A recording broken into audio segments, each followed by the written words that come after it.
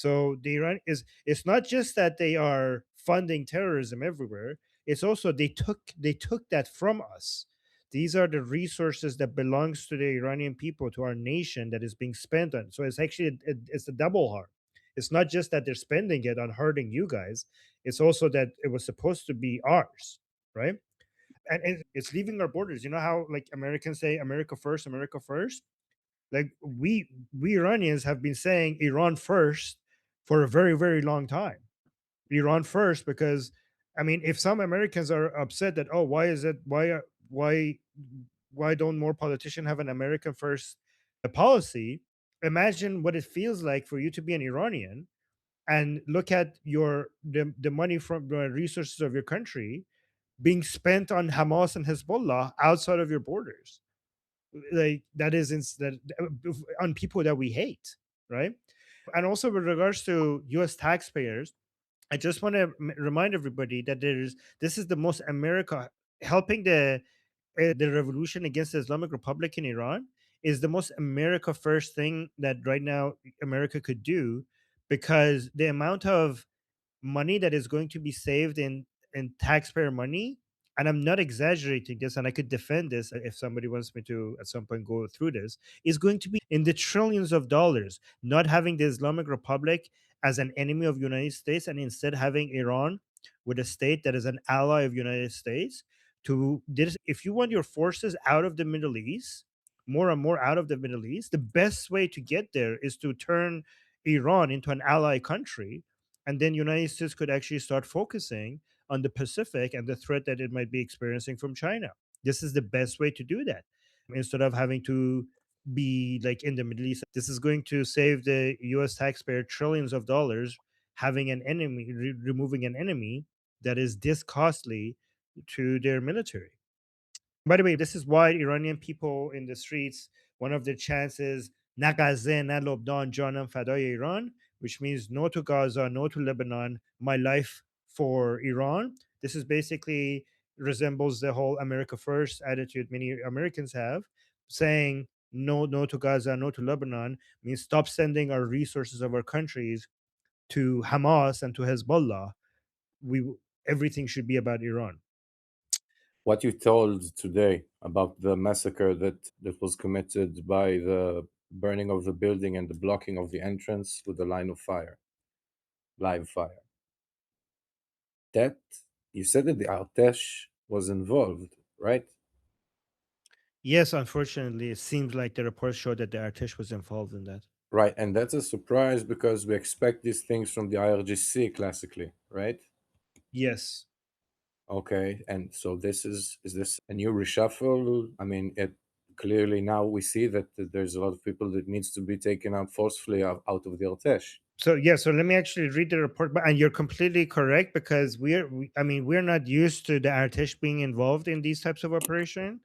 And to me, so let me actually read the report before we go through it. So there was a massacre in Rasht. Reports from Rasht are horrific. Security forces burned the bazaar. By the way, it's a gorgeous, beautiful bazaar that they burned, and trapped the people inside and started shooting at them while they were trapped inside. So they killed them, and the conditions were described as Holocaust-like, with thousands potentially killed in Rasht alone. Reports suggest that the Artesh was involved, which is not the IRGC, but the other one that we were actually hoping that would at some point join the people, was brought in on the second night in Rash to assist in the suppression using armored vehicles. So this, I'm not saying this is the entirety of the Artesh, but usually the regime doesn't get the Artesh involved in suppressing the Iranian people, and that's a good sign, because it kind of suggests that the regime itself is afraid of using the Artesh, because they were historically afraid themselves that the Artesh might refuse orders. So the reason why in the previous rounds of this, like waves of the revolution, the Artesh wouldn't get involved, there's a hypothesis that the regime doesn't bring them in because they know there's more sympathy towards the people among some Artesh members. And my guess is, and this might be incorrect, but my guess is the reason why we saw Artesh involved today in Rash was because they were so out of manpower that they basically dragged the Artesh into as well. Okay, let me just be clear though. This doesn't suggest at all that the Artesh people as a whole, like we don't know. This might like how many like this is at some people in Rasht. So we shouldn't still give up hope on some people from the Artesh joining the people. Like we should not give up on that idea because this is just one example. But it is bad news. You're correct that this hurts that the Artesh was involved. Does that answer your question? Yeah, yeah, definitely. But I mean, because it's one more thing to worry about. I mean, to clean up the Artesh. Right. Sean is saying, what is this group Armin is talking about? I don't know enough. So, guys, in Iran, we have two main military units. One is the IRGC and the other one is the Artesh. The IRGC is the one that is the most ideological one, is the most Islam centric. I mean, it's all Islam. It's the IRGC is not at all about Iran. It's all about Islam. Like if you look at everything they do, it's always about Iran. It's always about Islam and it's nothing to do with Iran. The Artesh, and it was made by Khomeini. The Artesh predates Khomeini. The Artesh comes from Pahlavi times and it's more historic. And it's supposed to be more about protecting the nation and protecting the people, while the IRGC is more about expanding Islam beyond the borders of the Islamic Republic. So that's why a lot of people hope that the Artesh at some point joins the people. The problem with the Artesh is that the heads of the Artesh have all been replaced by the people who were loyal to Iran as a nation, as the leaders of Artesh have been removed, and people from IRGC have been moved to the Artesh to also lead the Artesh. So the heads of IRGC, bad. The body of IRGC, bad. The heads of Artesh, bad.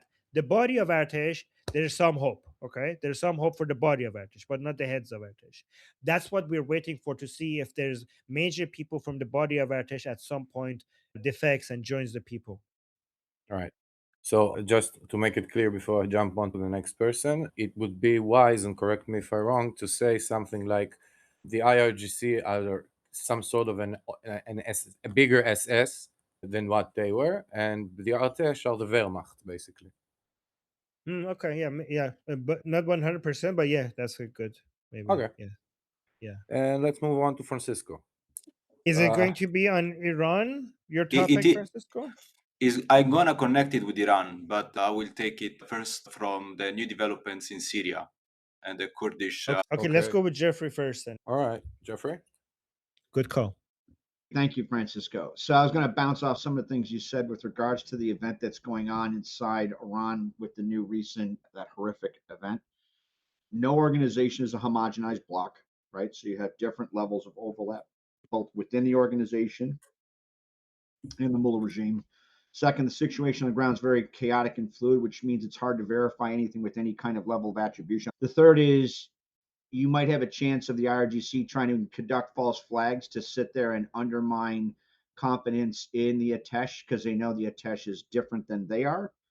With regards to the strategy surrounding transition, when the Mullah regime falls, and I hope with all, and it looks like it's going that way, His Highness Reza Pahlavi takes over the transition period to facilitate the groundwork for whatever Iranians type of government or country they want, as they decide it is.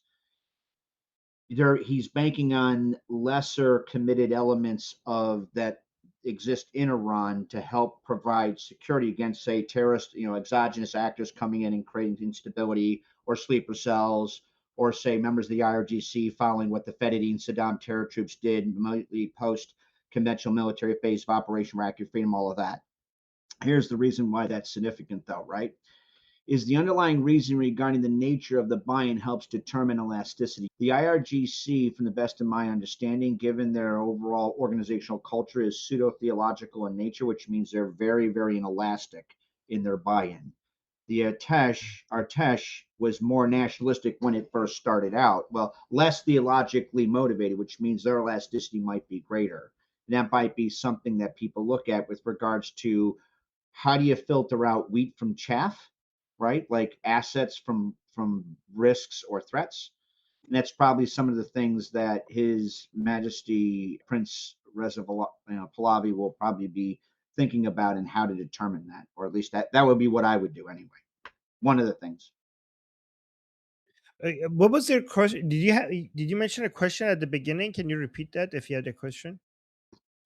What is the level of confidence? What probability would you assign in the notion that it was actual members of the first, that what occurred, what we've seen, what occurred accurately represents what occurred, and Hmm. second, the Artesh was legitimately involved in that.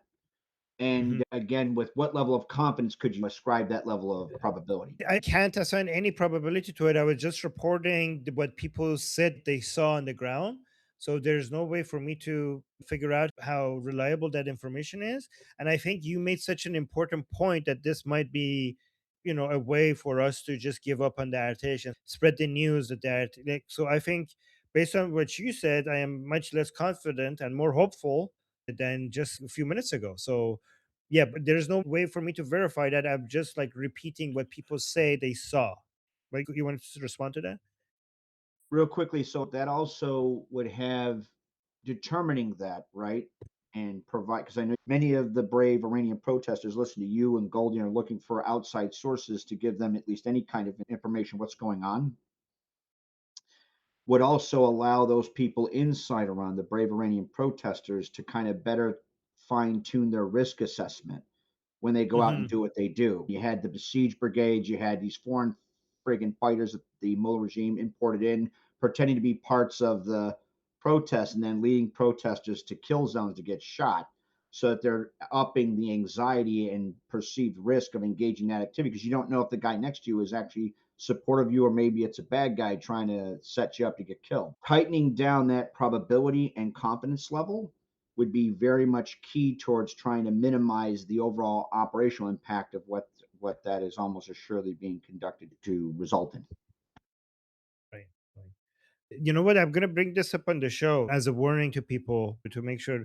Before we go to the next person, I would, based on everything we said, I mentioned two other things so people have more information about how ideological the IRGC is and why were they even created.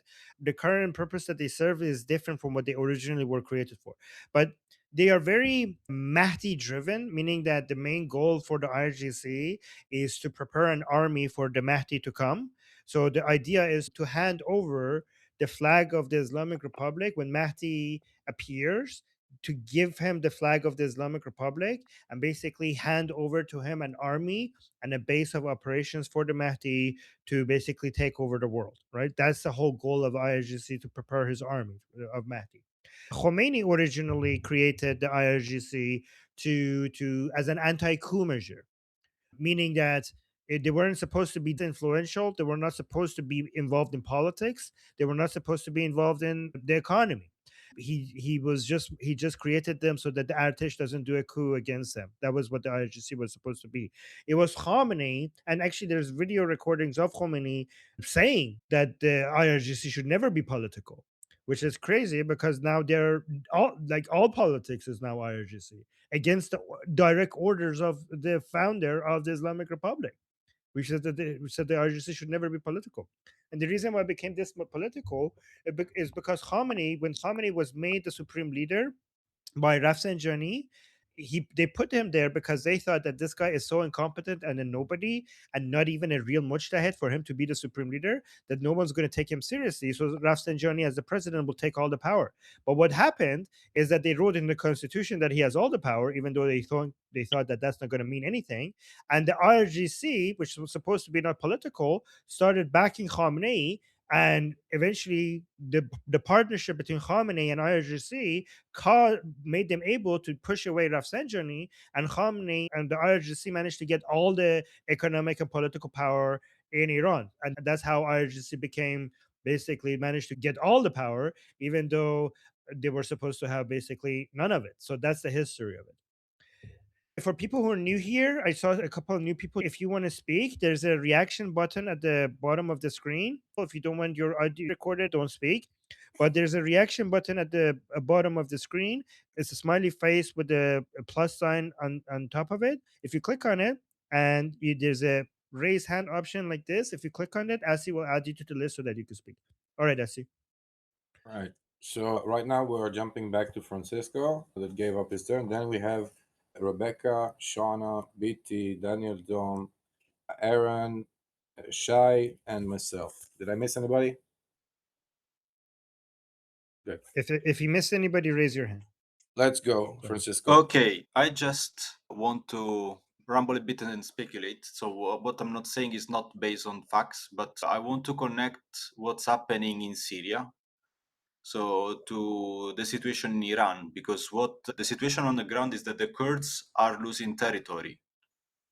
And what I see it might happen in the future is basically pushing those nationalistic forces towards the Iran frontier as the Islamic Republic falls.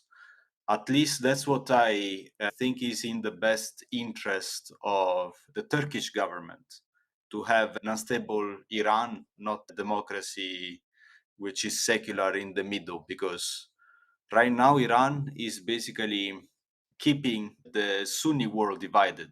It's like a big country that's dividing potentially the Ummah.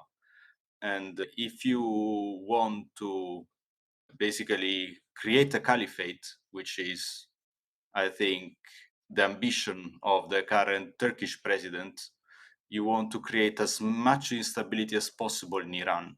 That's your So- analysis, though. You didn't hear anything that Erdogan said that make. No. Erdogan, Okay. always has this ambition in mind. Yeah, he's always talking about those. And I think you want to basically push the fight far from Turkey, and you would like to, basically support all this independence movement and maximize internal conflict in Iran. But I want to just throw it in the discussion. Interesting. Yeah, I've been following a little bit about what happened to the Kurds lately. Armin, do you have anything to say about that? I cannot hear. The mic, Armin. But did you just say Erdogan wants to support the Kurds to cause chaos in Iran? Is that what you said? There's my speculation. I don't agree with that, because I don't think Erdogan would ever. Because just remember that supporting first of all, don't call them nationalists. They're not nationalists. They're anti-nationalists. They're separatists. Any separatist, by definition, is anti-nationalist. So, Kurdish separatists being supported in any of the 4 countries that they're in, so basically Iraq, Syria, Iran, and Turkey, will basically provide them more momentum in the other 3 countries, and will provide them more strength and momentum in the other 3 countries. And Erdogan's one of his highest priorities is to destroy any form of Kurdish separatism in Turkey. So there's no way that he's going to be supporting Kurdish separatists in any of the other 3 countries. Yeah. There's. I don't know if you remember, Francisco, but there was a major terrorist attack about how long it was, about a year, and I think it was an airport or seaport in Turkey by the PKK. Remember? Yeah, I know that Turkey has a big problem with Kurds and Yeah. the communism To inside. say the But least. Yeah, so my opinion is, like, you might be right, but like Armin said, I don't think that it's likely that he will shake hand with them so quickly. He will shake hand with them if it means that they're surrendering and bending the knee. He will shake hand with them. Figuratively Yeah. speaking, of Yeah, yeah. becoming friends, that's what I Yeah. meant. but Hitler would not shake a hand with Stalin. But Uh, he did while they divided Poland. There's no way Erdogan is going to support Kurdish separatists becoming stronger in any of the 4 countries that they're in. Yeah, good. In my opinion. What Yeah. about non-Iranian Kurds who want their area to become part of Iran and be part of Iran? That's just Iranian. Well, that's not Well, going to no, be. like- We don't want.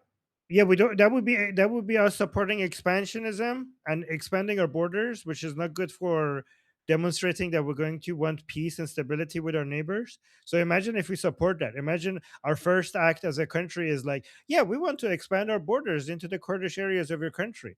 So we're like, oh wow, this is an expansionist government that just came into power in Iran. So it's not going to do good for our international relationships, right? Does that make sense? Rebecca?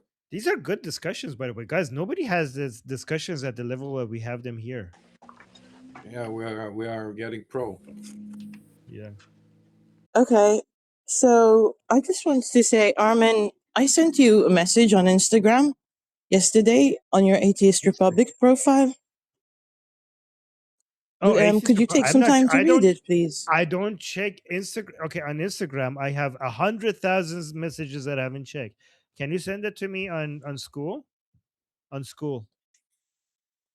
Okay, no Okay. problem. I was just wondering, would it be possible to have one website, just a one pager, for example, with information of Iran, how it used to be and what people want, and then links to all the channels who are broadcasting what's happening?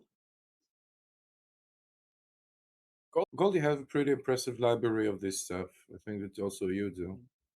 I think Samantha also makes a good list of things. She's always a good resource. Every time somebody wants resources, she gives us a good list of everything that we need to check. So maybe we could. Yeah, make a post in school. I'll respond with a bunch of videos. Yes, because building a website right now, I don't have the bandwidth to add that to my list of things to do. So on school, Rebecca, if you have want any resources for anything, make a post, and Samantha will post everything you need to follow under it. She has a good library of everything. Thank you, Samantha, by the way, for being such a good resource. Sean. I have a couple of questions or a couple of thoughts. One is if we manage to get Iran out and get everything we want, I'm curious about why you think there's so much attention on Greenland when Greenland is not nearly as important as this. And also, given the resources Iran has, could we, if we had partnership with a new Iran and Israel and all of these things, could we just would it be possible, and somebody's gonna who knows geopolitics better than me, would it be possible to just ignore the Greenland stuff that's going on? Because it seems like Trump wants it because of resources. It just seems a very chaotic thing that is being focused on a lot in the media and seems to be pissing off the Europeans. I'm concerned that it's gonna cause the Europeans to become more friendly with China. So anybody who knows anything about this stuff could answer, but it seems like if we could not piss off the Europeans, that'd be a good thing. I don't know. So it's not just about resources. I think it's also about like trade routes and military route access as well. So I think that's a key. And I think the reason why that's getting attention is because Denmark is a NATO member, right? So United States coming out and saying that I want part of your territory to another NATO member, and when it's asked if it's military options is on the table, they don't say yes, but they don't deny it either. So I'm not saying that's gonna happen, but just the fact that they don't deny it, obviously, is going to make people talk about it because a lot of people are going to be like, is this the end of NATO? And I'm not saying it is, but that's why people are panicking about, right? Um, and the people who might be, by the way, we need to go after this. We need to go to Jeffrey because Jeffrey probably has some really good opinions Aaron, about. Yeah, had something to say too. He said in the comments, so I want to make sure yeah, he. okay. So Is it let's do. okay if I answer this as well, Shona, or do you just want to jump to Jeffrey? I think that because all of us that were here yesterday had the chance to hear Jeffrey talks about it, so maybe we can. No, I want to hear what Jeffrey has to say about this, but I think Shona doesn't want to hear what I have to say. She's just waiting for Jeffrey. No, I to do. shut I up. just that Aaron has I said he just- had something to say, and he's new, and yeah, sometimes yeah, new people are shy. That was my only point. I yeah, do yeah. want to Okay, hear what but you have to say, Armin. what people are saying online is like some analysts who are supporting Trump are saying is that Europe is irrelevant. I'm not, which is like I'm not saying that, but that's what they're saying to defend Trump. That we're moving to a Cold War where Russia and China are on one side and United States is on another side. So a lot of this whole global world order that we have in place after World War II benefits Europe a lot, but Europe is not contributing to this world order as much as it's getting out of it. And because of the welfare states that they have created, they are becoming weaker and weaker and weaker. And when it comes to they're not becoming as important of an ally to United States as they're more of a they're using United States more than they're contributing to United States when it comes to the world order, right? And until they actually start spending more money on their military, pissing them off is not as, again, this is not what I'm saying, this is what I'm hearing. Pissing them off is not as costly as allowing Greenland to not being part of the United States. Take all a situation where in the age of AI, the people who have the highest amount of access to energy and rare earth metals and other resources are going to win. So given that Europe has been more of a leech and sucking American, basically taking advantage of US military power for their stability rather than contributing to it, them losing them is, well, you're not going to lose them because they need America. Like, what are they going to do? Like, what are they going to do? But just pissing them off a little bit is not as important as just making sure that you have access to Greenland, just because when you have to go for maximum control before we enter that world where these current standards are not as important as they used to be, right? But let me just go to Jeffrey and see what he has to say, and then we could go to Aaron as well. So, due to power deconcentration in the world system, we no longer live in a unipolar moment. We to a asymmetric multipolar world. The status quo approach towards how we approach things geopolitically or strategically is where, like, the United States could cover all bets, especially when it comes to ensuring our NATO allies' security is over. It doesn't mean we're not backing up our NATO allies. It means that they have to carry their own weight now. That's why Pete Hegseth, Secretary of Defense, now Secretary of War Pete Hegseth, rightly said what he said. You have to bump up to our Western NATO allies. This is not Central or Eastern NATO allies. They have carried more than their weight. You can't just free ride the U.S. security umbrella like you did for 80 years and then allocate the money you were supposed to allocate towards your defense expenditure to social entitlement programs. That's all done. They have to carry their weight. As far as Greenland's concerned, Armin touched on that. Very much national security focused, not the least of which is placing long-range radar and or elements of our missile defense system in Golden Dome, so we can sit there and monitor polar, ballistic trajectories launched from Russia. It also centers on maintaining sea lane accessibility and or sea lane denial capability in the Arctic. That's becoming more and more open. And the fact that the primary actors that comprise the autocratic bloc, which is Putin's criminalized counterintelligence state and the Chinese Communist Party, have increasing presence in the Arctic. There's also the resource issue, like you said. I mean, that's kind of like all of it in a nutshell. I know that the mainstream media is saying all this nonsense. I mean, there's a bias in the mainstream media. There's nothing Donald can do that they're going to say is good, right? It's like Donald could cure cancer. President Trump could cure cancer, and these people would bitch about Donald like putting cancer doctors out of business. They would never. They won't. They don't. You're not getting an honest read. Genocide to cancer cells. That's what they're Yeah, saying. right. They would say that. All right. Aaron, what do you got for us? Greenland? Yeah, I'm actually going to just touch on that one real quick, or the Turks real quick. Don't trust them, but now to Greenland. Don't trust the Turks. Don't do it. Big mistake. But one of the things I am kind of seeing, and, to your point, I believe that was Jeffrey that was just speaking, correct? Yep. Yeah. Yeah, so to your point, I agree with majority of everything you're saying there. Another thing that I have also kind of sensed when it comes to European culture, you got to understand these are people where for hundreds of years they held most of the knowledge, most of the power, and they have let themselves over the last 80 years get very relaxed in this regards. And that has created a problem not only for our alliance with them, but we also see signs of their security interests no longer aligning up with our own. For instance, one of the things I've been saying to my American counterparts and my Western European counterparts is, where is your leadership speaking up on Iran right now? Why are they not calling for regime change? This is the enemy that is the state sponsor of Islamic terrorism who flew 2 planes into the World Trade Centers when I was 11 years old. And I remember that day. I don't know, I know there's a lot of people that weren't alive now, and anybody who was, that was a day in America where you watched America come together to fight a common enemy who wanted to kill all of us for being American.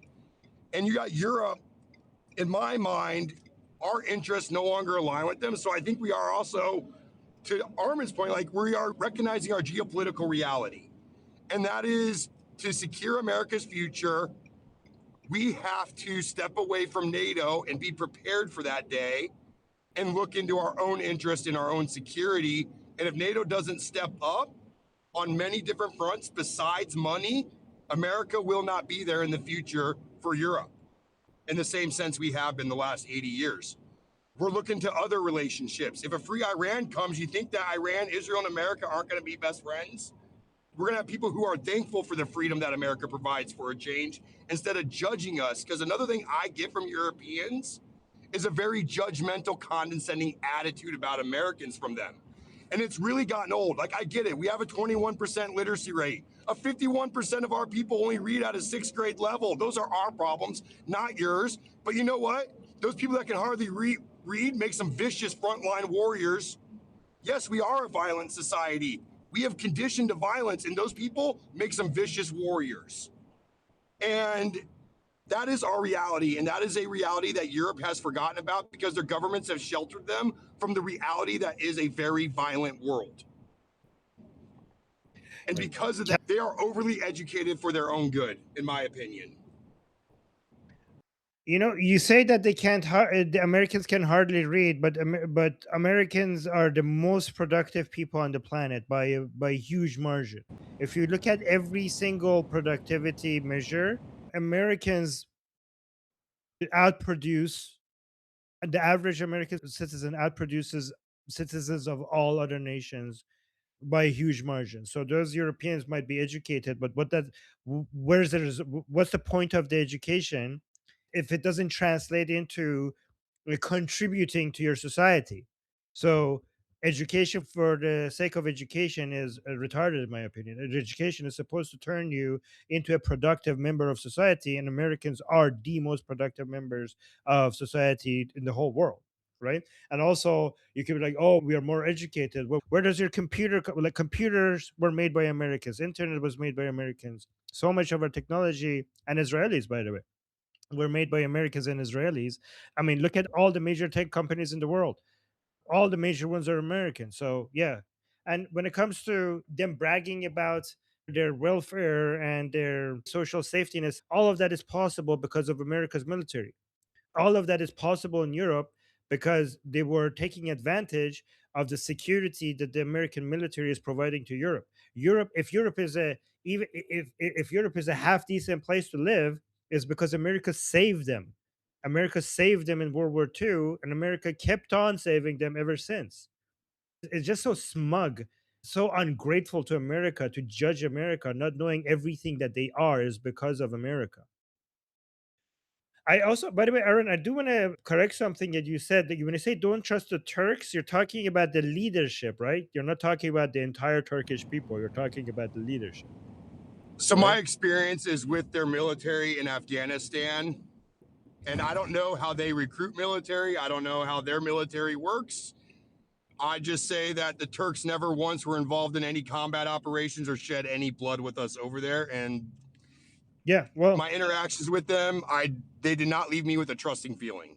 So I would say a lot of it's yeah. personal based Okay. off my interactions with their military force. Okay, but just know that a lot of Turkish people are trying to change their government, and they're also struggling with their own, military force Oh, and they have government as well. a rich history over there too. So I know Yeah, that they're yeah, just people ultimately controlled by people. So yeah. Just wanted to get that right. Okay, thank you, Aaron. Thanks, Aaron. BT? They should make him, the meme that they make. Where is that from? Star Wars? You mean this, right? And then I don't know if the meme, which meme I'm talking about. Anyways, if you know, you know. But okay. Okay, so Jeffrey took my question, which made me smile and just felt wonderful. So nice to see that at one point I had the same mind as Jeffrey. I just wanted to see how reliable it is, given that we know that they're paying family members and anybody else that they can to come on to obviously put on a uniform that doesn't belong to them. Armin, I wanted to note to you, I sent you a message in school Tall and I were speaking. So if you could check that message, potentially do a collaboration, even something small, so that his audience can get a better idea of focusing on Pahlavi, what kind of is happening with MEK, just kind of an overview, because he has over 700,000 subscribers. And not that the information getting out isn't accurate, but a few videos that I watched, I heard a little comment like negative towards the Shah in history, which Yeah, and also now that I have Sahar TV's email as well, maybe I should collaborate with both of them, both Tal and Sahar TV, right? sure. So Tal said that you should have his WhatsApp, but to give I it to do. you in the event that you don't. Okay, great. Okay, Can you remind me again if I don't respond to you, because I just checked my inbox on school and it's like, what the hell? I just got this to 0 yesterday. May I jump in because I'm going to get out of the call soon. Yes. So this is similar to BT's question. I want to restream or some or much of what you do on Atheist Republic on my channel, so I can be like your megaphone with my comments. And I get a copyright strike when I do that. Do you need to add me to like some kind of allow list? No. You're not getting that from us. You're getting that from the music that Goldie is playing. I'm getting that as well. Okay. We have given up the monetization on the stream because of all the music that Goldie is playing. Right? We're not getting a copyright strike. We're getting a demonetization because it's allowing the.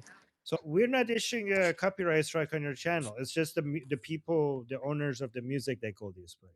So it's Armin, not a they problem did to fully restream. block one of your videos the other day, though. It's completely black and it won't play. I just went and removed the part. Beautiful. Okay. That blocked it. That was, I don't know which one. I think it was the new song that Goldie played. The one that is, I forgot what it was, but there's a new song. That one Bepish? got us blocked. No, No, I don't think it's Bepish that was one.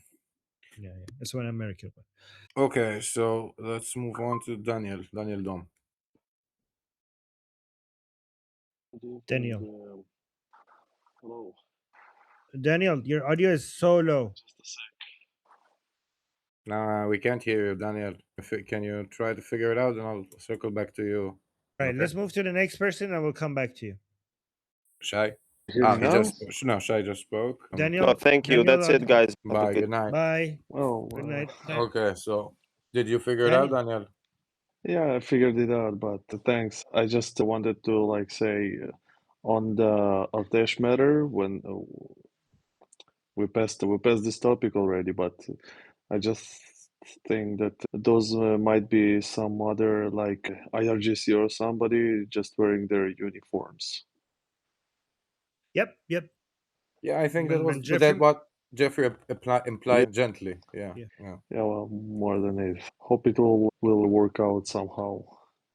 And just hard to wait when the main event is going to take place.